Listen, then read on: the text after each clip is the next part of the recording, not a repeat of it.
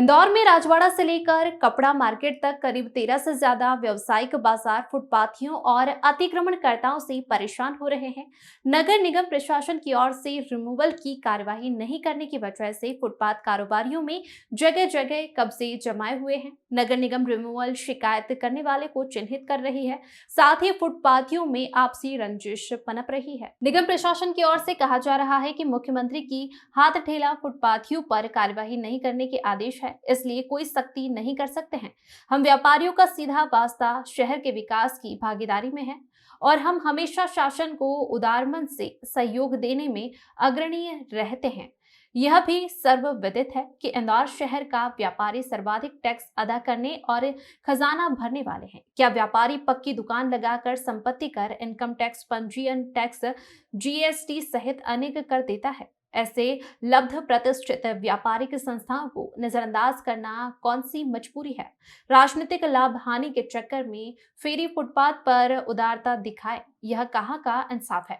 इंदौर के प्रतिष्ठित 13 व्यापारिक संगठन, जिनकी 8,000 से ज्यादा दुकानें हैं और करोड़ों रुपए के कर भुगतान अदा करता है, इन सभी मांगों को लेकर नाराजगी नगर निगम से जताई है।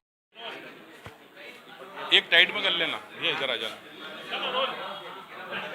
आज क्यों महासभा के सारे संगठन वाले सारे व्यापारी यहाँ पर क्यों इकट्ठा हुए? कमेटी में हम लोग पिछले 3 वर्षों से लगातार एक इंदौर शहर के पश्चिम क्षेत्र में जो फुटपाथ की बाढ़ आई है और फुटपाथियों का आतंक बढ़ा है, अराजकता बढ़ी है, गुंडागिर्दी बढ़ी है, उसके खिलाफ लड़ाई लड़ते आ रहे हैं। हाल फिलहाल चुनाव के देखते एक फरमान जो आया उसका वो एक गलत तरीके से पेश हुआ है और उसमें फुटपाथियों ने आतंक मचा दिया है।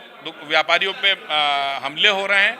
पुलिस और नगर निगम रिमूवल अपनी असहायता के कारण हमारे व्यापारियों पे परेशानी बढ़ती जा रही है। हमने इसका पुरजोर विरोध किया। हमने सीपी से मुलाकात की, मतलब पुलिस कमिश्नर से मुलाकात की, कल एडिशनल साहब के पास भी गए, नगर निगम के अधिकारियों को अवगत कराया, लेकिन कार्रवाई और पे कोई वो नहीं हो पाया है। हम लोग आज 13 ही व्यापारिक संगठन सामूहिक तौर पे इसका निर्णय किया है और 17 अगस्त तक हमने समय दिया है शासन को कि हमें एक स्पष्ट नीति बनाई जाए और व्यापारियों को सुगमता से व्यापार करने दिया जाए। हम लोग टैक्स चुकाते हैं ईमानदारी से। ऐसी परिस्थिति में अगर हम जब व्यापार ही नहीं कर पाएंगे तो सरकार का खजाना नहीं भर पाएंगे। सरकार हमारी वेदना को समझे और सरकार हमारे व्यापार को पल्लवित करने का मौका रखे। हमने इस शहर को बहुत कुछ दिया है। इस शहर के विकास में ये 13 व्यापारी एसोसिएशनों का बड़ा योगदान है और ऐसे योगदान को अगर सरकार भूल जाए या जनप्रतिनिधि भूल जाए या प्रशासन भूल जाए, ये कलंक हो जाएगा। ये सुनने में आया है कि कुछ यहाँ पे ठेले भी बिक रहा है, वो किस मार्केट में क्या है? लगातार ये चीज़ें हमारे भी सामने आ रही है और गोपाल मंदिर, अटाला बाजार के क्षेत्रों में, राजवाड़ा, इमामबाड़ा के क्षेत्रों में इस तरह की गतिविधियां होती हैं जो प्रशासन के भी संज्ञान में है पर कार्रवाई नहीं है। व्यापारी को लेकर आए दिन ऐसी घटनाएं हो रही और अभी ऐसे हालात में अभी विधानसभा चुनाव भी है, तो क्या आता? देखिए, चुनाव से व्यापार को नहीं जोड़ा जाना चाहिए कभी भी। चुनाव एक भारत की नैसर्गिक प्रक्रिया है। हिस्सेदार हम भी हैं, राजनीति के हिस्सेदार नहीं, लेकिन चुनाव में मतदान का अधिकार हमारा भी है और टैक्स हम देते हैं तो हमको सुनना, हमारे को समझना उन लोगों को चाहिए। अगर प्रशासन आपकी भी सुनता तो आगे की क्या रणनीति? बहुत कुछ रास्ते हैं, रास्ते खुलते जाएंगे। लड़ाई हमारी जारी रहेगी। हम अपने पेट के लिए लड़ रहे हैं और जब हमारे पेट पे आंच आएगी तो हमको हर तरीके से लड़ना भी आता है। Akshay Jain, Indore retail garment association, मेरे साथ में 13 व्यापारिक संगठन, सराफा है, कपड़ा मार्केट है, बोरा बाजार है, शीतला माता बाजार है, कृष्णपुरा, राजबाड़ा, आड़ा बाजार, खजूरी बाजार, सारे व्यापारिक एसोसिएशन हम साथ हैं। सर, व्यापारिक एसोसिएशन के लोग आज फिर एकत्रित हुए हैं यहाँ पर, किस तरह की समस्याएं हैं और क्या? राजबाड़ा से कपड़ा मार्केट तक 13 व्यापारी एसोसिएशन आज यहाँ एकत्रित हुए हैं। जब ये व्यापारी के सिर के ऊपर से जब बातें जाने लगी उसके बाद सब संगठित हुए हैं पुनः एक बार। आज व्यापार की पोजीशन ये हो गई कि हर व्यापारी अपनी रोजी रोटी से मोहताज होने की परिस्थिति में खड़ा है। सरकार के कोई भी नियम हो, हम नहीं चाहते कि सरकार कभी भी जो है किसी गरीब के पेट पे लात मारने की हमारी मंशा नहीं थी, मगर जब अति होने लगी है, जब हम व्यापारी जागरूक हुए हैं। आज हमारी करोड़ों रुपए दुकानें हैं, हम टैक्स भर रहे हैं, हम गवर्नमेंट का सारा व्यापारिक टैक्स भर रहे हैं, दुकानों का टैक्स भर रहे हैं, उसके बावजूद भी हमसे भारी ठेला गुमटी वाले हो रहे हैं। और ये ठेला गुमटी वालों के कारण ना तो इनको टैक्स देना है, ना कोई खर्चा इनका। ये हमारी दुकान के बाहर और आगे खड़े होकर ये व्यापार करते हैं, जिससे हमारा व्यापार प्रभावित होता जा रहा है। एवं साथ में कुछ असामाजिक तत्व जो कि रजिस्टर्ड दलाल के रूप में नहीं है, वो दलाली के रूप में इस कपड़ा मार्केट में, सराफा में, शीतला माता बाजार में घूमते हैं।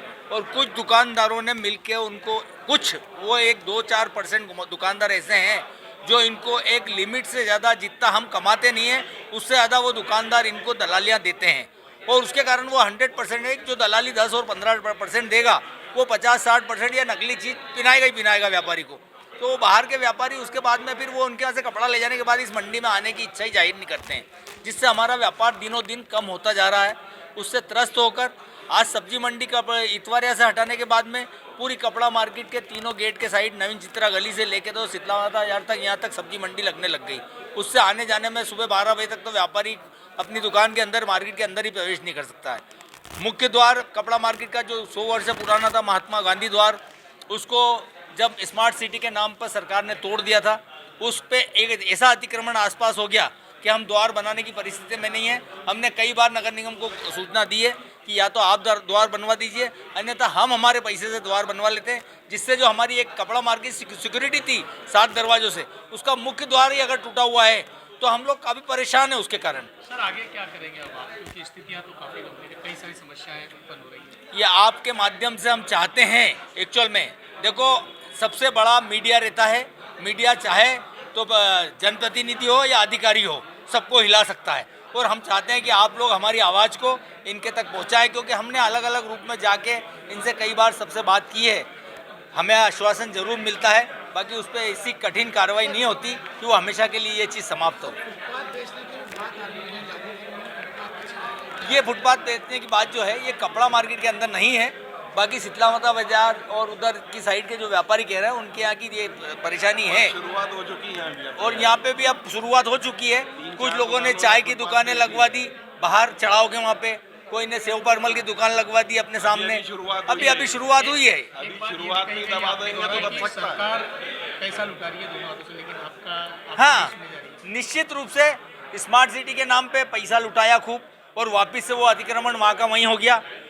सरकार ने एक जब भारतीय प्रवासी सम्मेलन किया तो गोपाल मंदिर से यहाँ तक इतना पैसा खर्च करके इतना बढ़िया रोड बनवाया, आज पुनः उस पर अतिक्रमण होते हुए दिख रहा है। तो कहीं ना कहीं ये पैसा हमारा ही लगा हुआ है ना। इस शहर में जो हम लोग टैक्स देते हैं वही पैसा लगा हुआ है, और ये शहर व्यापारिक नगरी के नाम से ही जाना जाता है, बाकी कोई नगरी नहीं है ये।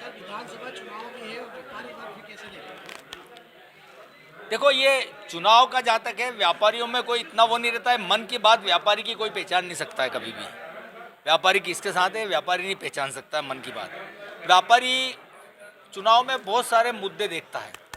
हम ऐसे लोग हैं जो हम कई बार इस चीज़ों के ऊपर देखते हैं कि हम हमारे व्यापार को नहीं देखते हुए राष्ट्र को देखते हैं, शहर को देखते हैं, ये सारी चीज़। पर जब पेट के ऊपर आती तो आदमी लड़ने के लिए बिल्कुल, व्यापारी आखिरी में लड़ने के लिए बिल्कुल तटस्थ रहता है। कैलाश मुंगड़, सेक्रेटरी महाराजा तुकोजीराव क्लॉथ मार्केट एसोसिएशन।